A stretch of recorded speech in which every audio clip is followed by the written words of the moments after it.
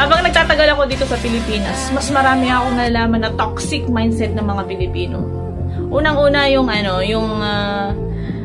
matanda ka na, mag-asawa ka na. Para magkaroon ka ng anak, pagtanda mo, may mag-aalaga sa'yo. Hindi ako naniniwala na yung anak mo is aalagaan kapag tumanda. Ayaw kong mag-example, baka maraming masaktan. Bato-bato sa langit ang tamaan, huwag magalit. Ang pag-aasawa naman, choice nyo yan. Kung handa na kayong bumuhay ng mga anak nyo. Minsan kasi ang anak ginagawa nilang investment. Yung mag-anak ka ng marami, tapos sinasabi nila na, oh, pag nag-anak to, pag yumaman to, magbibigay sa akin ng pera. Kung kaya nyo nang buhayin o pag-aralin ang mga anak nyo, handa na kayong tumayo sa sarili yung mga paa. Pwede na kayong mag-asawa.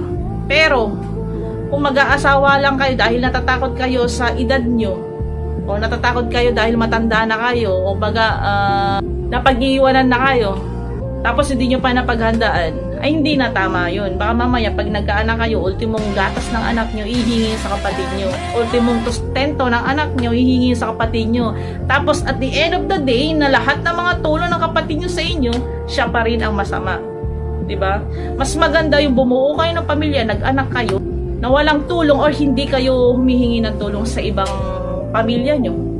Parang proud kayo sa sarili nyo, diba?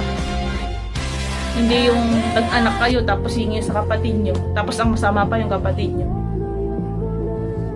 Pangalawang toxic mindset ng mga Pilipino yan. Ito pangatlo, pinakamabigat na toxic mindset ng mga Pilipino.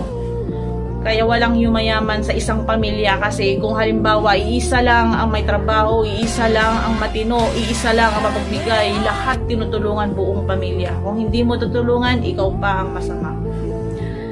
Ganun yun eh, hindi mawala sa ating mga Pilipina na halimbawa